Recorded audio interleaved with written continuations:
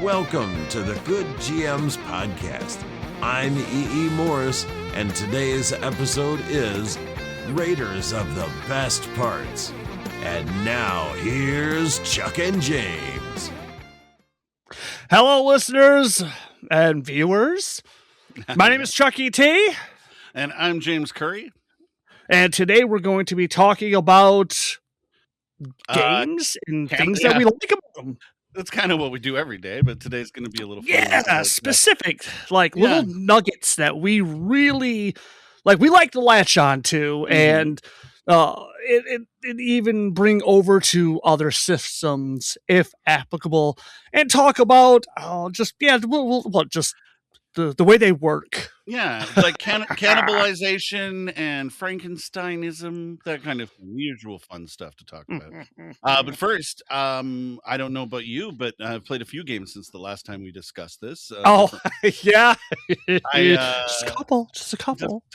Well, I mean, of course, I've got my ongoing campaign that you're in with the Masks of Nyarlathotep on the Void Ledger podcast. Yes. And I know you've still got Savage Worlds going. I think the last time we talked, you were doing a Call of Cthulhu game that Greg was running. And Lost in the Lights. Yeah, we're having a good time with that one. If you have not picked that up, I highly recommend it. It's a good modern day,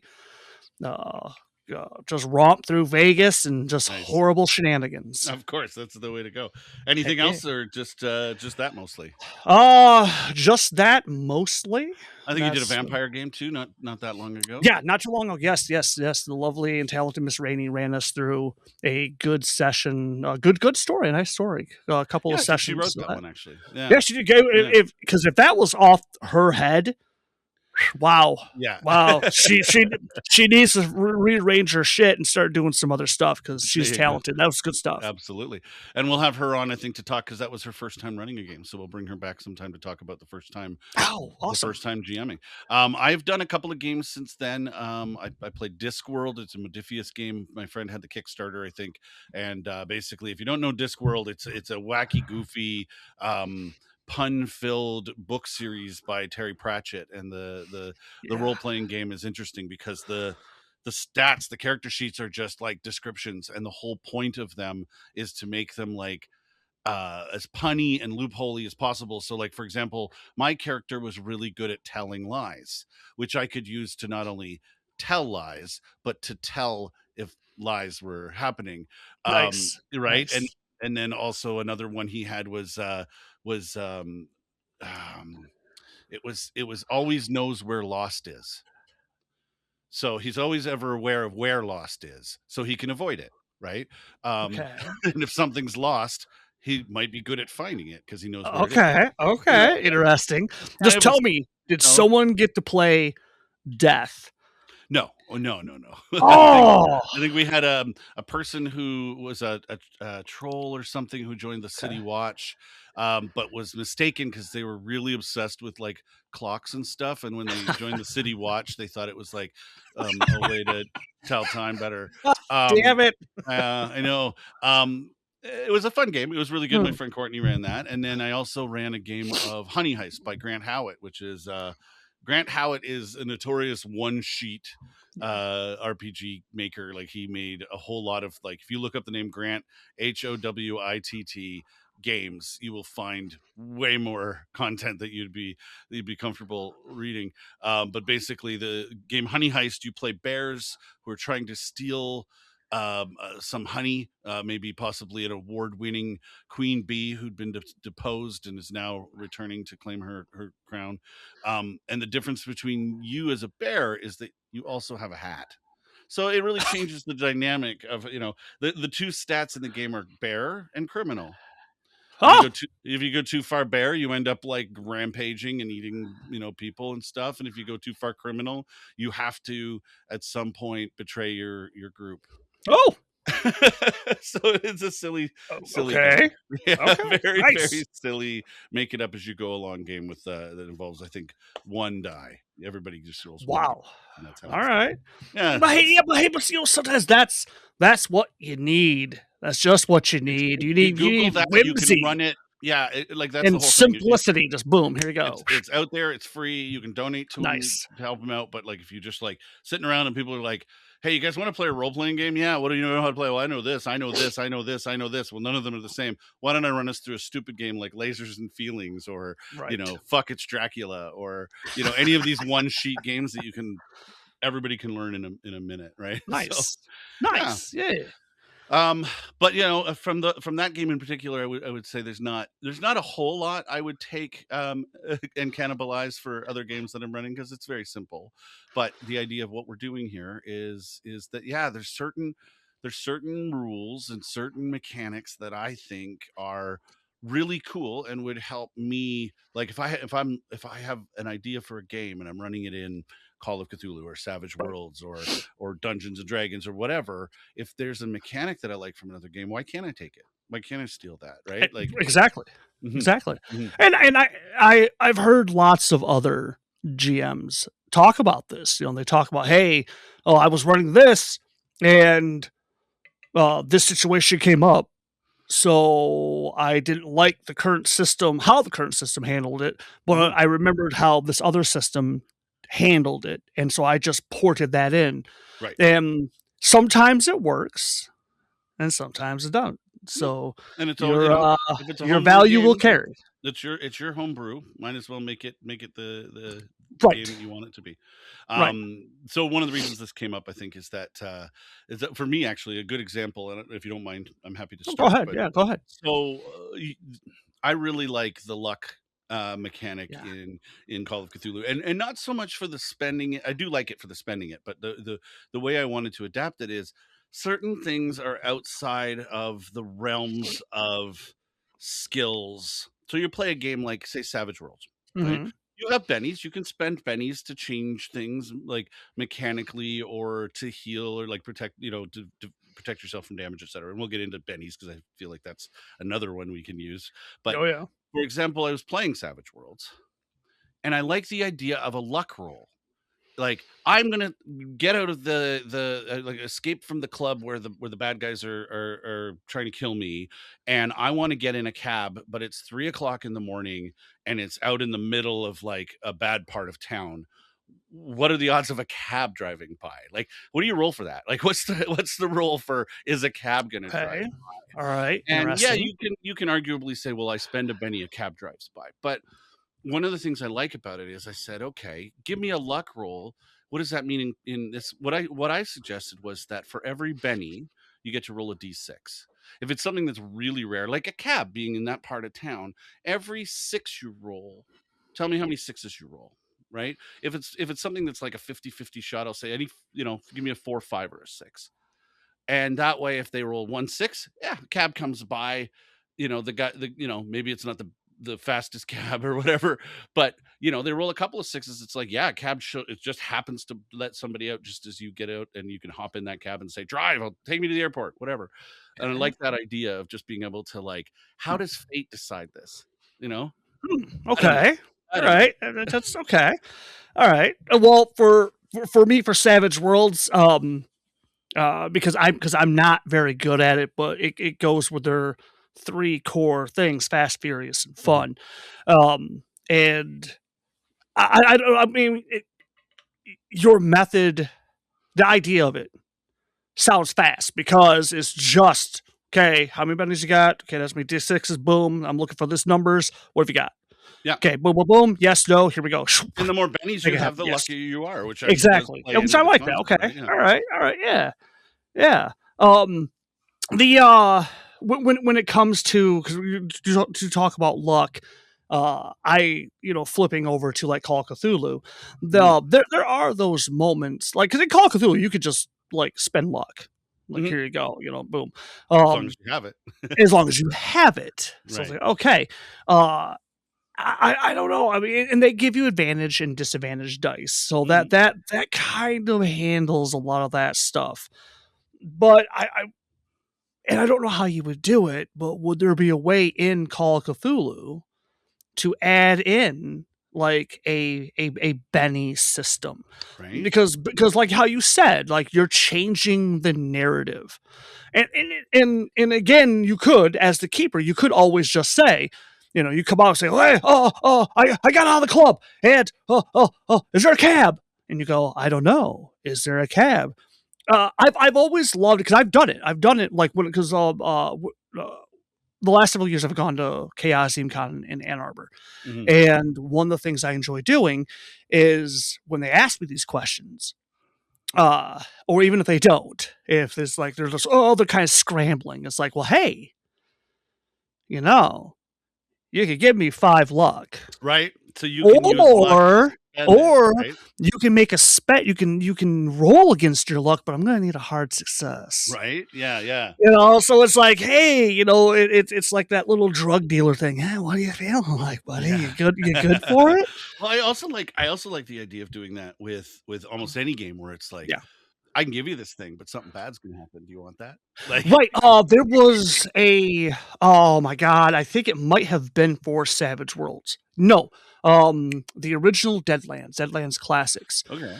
Right. So they had the different poker colors, Right. poker chips, right? So if you spent a red one, you spent a red one, it's like, okay, you can roll it and you can add it to it, but I get that chip.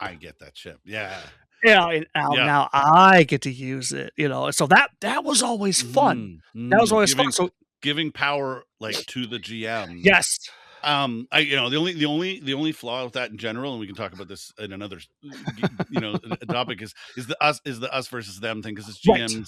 It's a hard one to do, right? And I think that's partly why Savage Worlds kind of took that exactly out of their system overall. Is the idea that like, I mean, there is a fun part of that, right? As a communal storyteller, right? Like part of what James was saying is that when you roll the 4s in his game system, it's going to be, you get fracture points, which gives him stuff to do. But either way, no, that's a very cool. Yeah, I like that. So you're talking about being able to spend luck as bennies.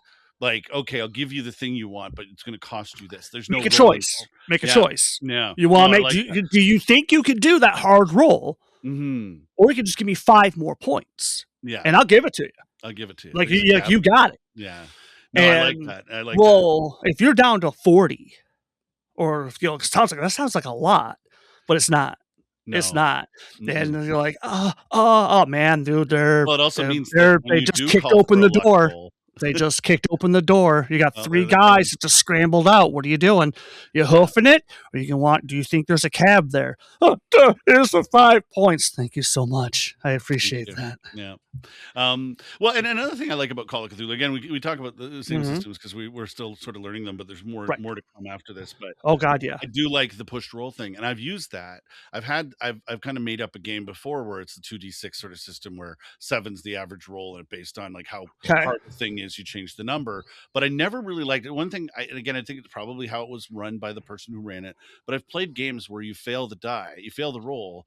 And it's literally, you never have another. It's like, I failed this roll, and you feel like this is important for my character to succeed here. Yes. And yet I failed. Yes. And then it's like, next player. And you're like, I have no recourse. I have no bennies to spend. I have no. Yes. There's no in-game currency. Yeah. And I like that, where you can say, okay, you failed, but right now it means you didn't succeed. Doesn't mean you got hurt. Right. But if you chose to, you could try to push that roll. Right. However, one of the things I like to try to remember, it's not always used this way, is you tell me how you're going to push the roll. I tell you what could happen if you do it. And then you make the choice. So it's like, the example they give is, I'd like to pick this lock, and you roll your locksmithing and you fail. You say, I'd like to push this roll. How are you doing that? I'm gonna really refund the door. I'm gonna try to break it open. Or like I'm gonna take longer. And it's like, okay, well, sure, you can take longer. But guard, if you fail that guard, and the guard and his dog are gonna come around the corner. Now you could take that and put it in any system. Yes. Right. Hard choices, hard decisions, and I think that's a really cool mechanic to be able to like. Yeah, it is. But man, I've seen so many people, A, either never use it, or B, they want to use it for everything. Yeah. And it makes it even worse. They're not making the choice hard enough. You're not exactly. And then it falls on to like, if because I agree with you, put the onus back on the player. Right. If they want to use it, that's fine, but you need to tell me what you're doing, and then their brain just locks down. And they're just staring at me like, oh. Yeah. And I think at that point, you can give a choice. You can say, well, do you want to take longer? Do you want to push your lock picks harder? Like, how do you want to do it? Right. Like, right. Yeah. But I agree. I mean, it's a lot of games that don't have the in-game currency. Or just any reroll mechanic. It's something. Something. Give them. It's okay. It's a game. It's okay, guys. Or really. Something you can spend that gives you a success after you fail. Because I tell you right now, like when I do like in person games, man, players love to touchy. Not me, the game. Calm down, James. Yeah. But they love that stuff, and to have something they can hold in their hands. And just fiddle with, and they're waiting. They're like, "Oh man, these are burning a hole, and I want to use these." No, that's always fun. It makes it more energetic. Well, and the trick to that, and again, if we ever get into talking about Savage Worlds or any of these games in particular, I like the idea of if you want them to spend it, give it to them. Like, for example, in my Call of Cthulhu game, my players haven't spent luck in several sessions, and like other games I've been to, it's like, oh, I failed by like only 10. Yeah, I'll spend it. It's worth succeeding. But I will gladly give luck refresh if you're using it. Right, luck refresh, or because that's the other thing that I've noticed is that yes, especially if I'm doing con games, stuff like that, where I want them to spend those points. It's okay, and I want them to know it's okay, because in a lot of games, they sincerely do not think it's okay. Yeah. They're looking at that and they're going, I don't know when that next refresh is going to be. So what I do is during the game, if someone pops off a nice roll, they do some nice role playing. Yeah. They include other players. They do all, and everyone, I don't care who you are, you have that list. You have that list in your head that makes you say, this is an A+ player and I want them to stick around.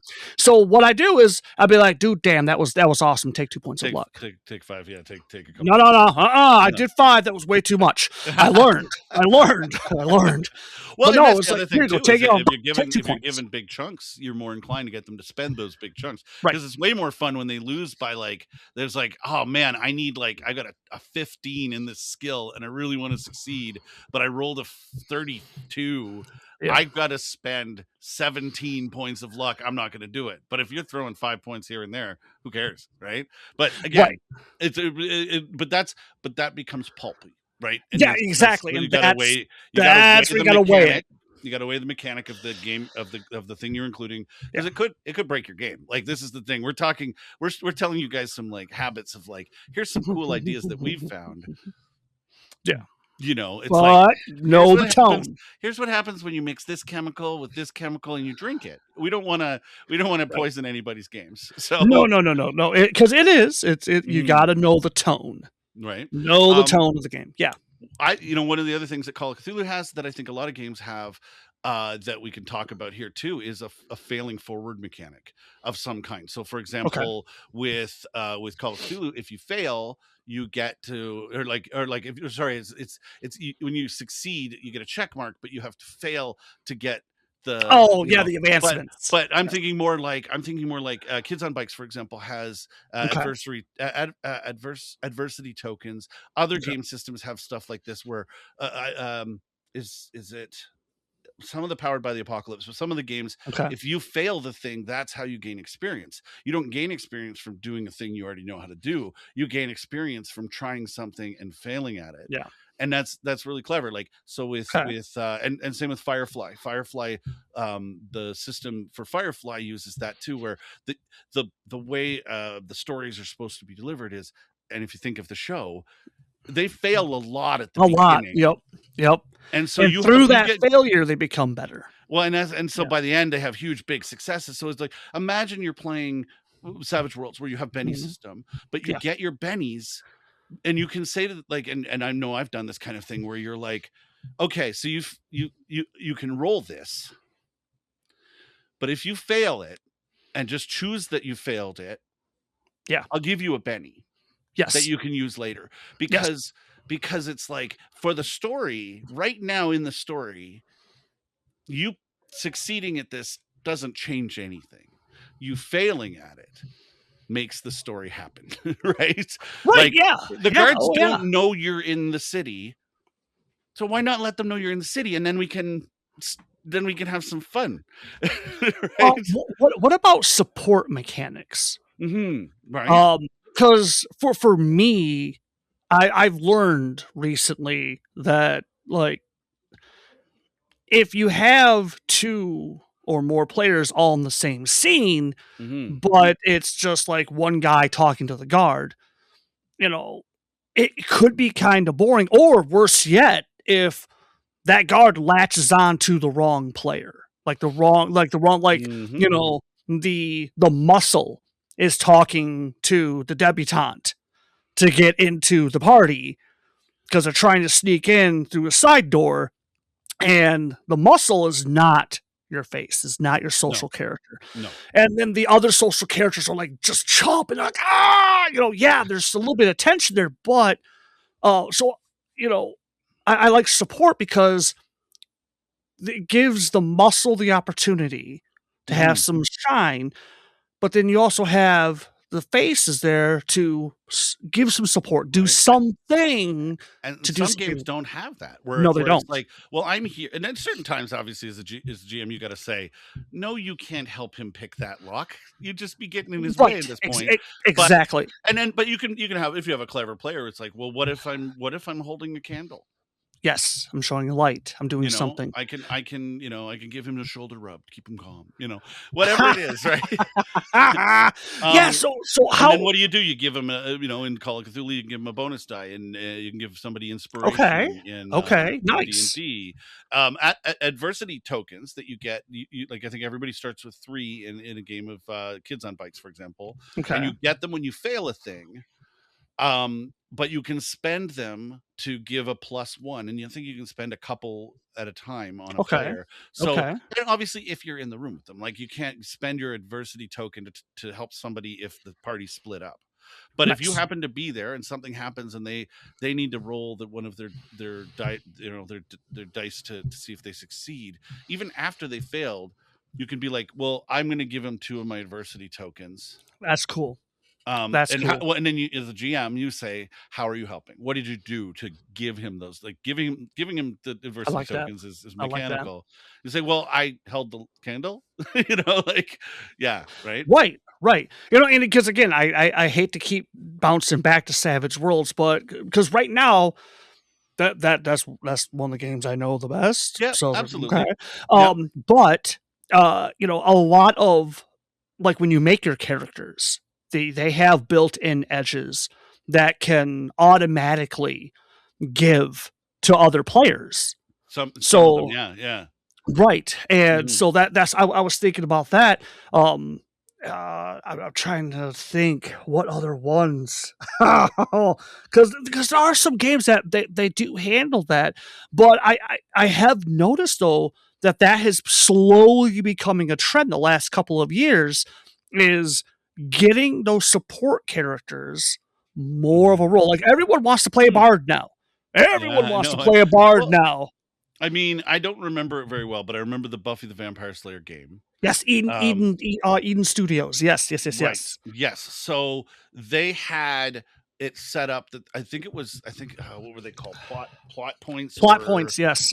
Basically they could be used. I don't remember right now. Again, right. I can look it up. We're professionals. But the gist was that someone who was like, if you know your Buffy, Xander, who was just the normal guy, got a lot of those. Those were the things that made him, like, gave him plot armor, that gave him the ability to help other characters succeed in a world where you've got a vampire hunter, slayer, who dates a vampire, whose best friend is a witch, and who's dating a werewolf, and you're just the norm. You're the norm. Yes. Right? Yes. So that was kind of neat how they balanced that. Right. The zombie game, All Flesh Must Be Eaten, was made by the same studio. Oh, okay. And so they did the same thing. You have the norms, and then you have the survivors. Oh, yeah. See, yeah. And survivors were like your Buffy. They were the heroes. And then you had the norms, who were just that. They're just the poor schmucks that are caught in the middle. Yeah. The Oh, what was it? There was an episode about that where Xander was off on his own in the episode. And it was called it's like the Harpo or the what was the stooge that it was like Curly, Larry, Moe, and Shemp or something. Oh, Shemp. It was Yes, like, yes. it was the Shemp or something. Correct me, at me in the comments here. But anyway, I guess we got time. One more quick one, Yes. Each, and then I could throw like one off the top of my head. Is I Go remember ahead. playing Blades in the Dark.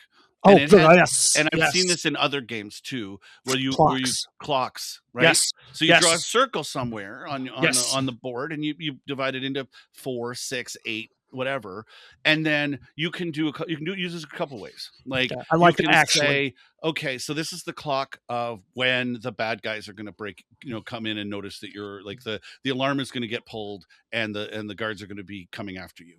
Or you can say it, this is the clock that represents how much of your home base have you managed to repair after the last assault on it. Or this is like Call of Cthulhu. It could be like, I'm reading this book, how many weeks does it take to read this book? You can do it by saying, okay, well, we're keeping track of weeks. Or we can say like, this is much time has passed, give me a language roll. If you succeed, I'll color in 1. If you get a hard success, I'll color in 2. There you when go. you reach 8, we'll say you've completed reading it or something like that. Yes, that's a really neat visual way to give your characters a countdown or a absolutely.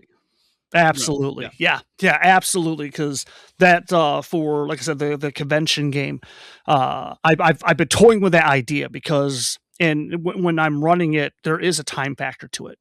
Yeah. And so I've been thinking I'm going to try to use the clock thing because there's a time factor. So I like that. Well, one yeah, too. you got your big bad's power is slowly growing in the east. Yes. And you don't know. But you've got something that says, hey, guys, if you're not actively recruiting people for the army to take on the big bad guy, he is going to be ready to attack your strongholds. Whether you're ready or not. I love that. Yeah. I love that. Yes. Nice. That was good.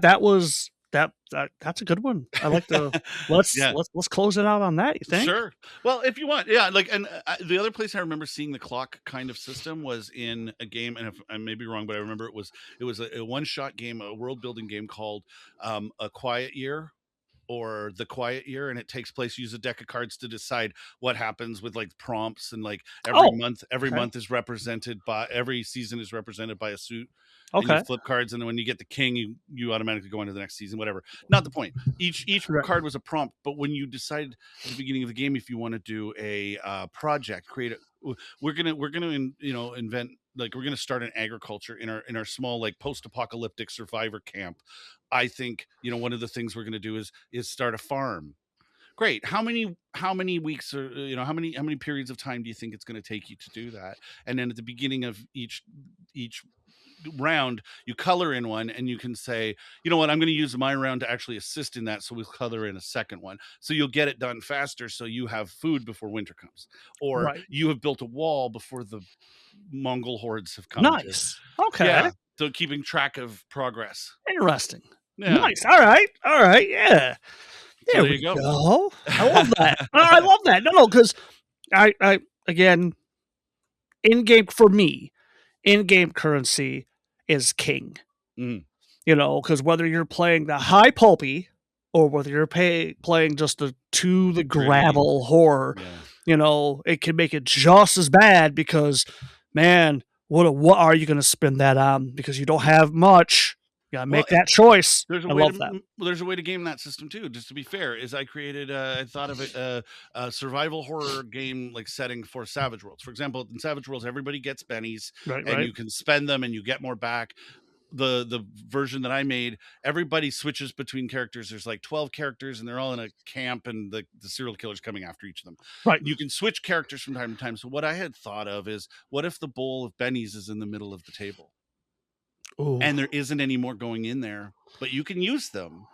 But as we get closer to the end of the game, you're not going to be able to soak. You're not going to be able to, give personal bennies for good storytelling. But the whole table has one, like, finite amount of rules. That's interesting. Because that creates that tension. That creates that, that real gritty horror that you get in a horror game where, like in a horror movie, where at the beginning you're not as afraid. But at the end, Like Yeah. it's do or die time. I love it. Yeah. So awesome. We'll say, I guess, moral of the story is do whatever you want. It's your table. Like, who cares? If your players are liking it and you're liking it, try something, see if it works for you. If you like something that's not in the game you're playing, who cares? Who cares? You paid for it. You can do whatever you want. Yeah. Yeah. But hey, and also don't forget if they're not happy with it, that's okay. Crying is a free action. That's right. See you next time, everybody. See you, Chief.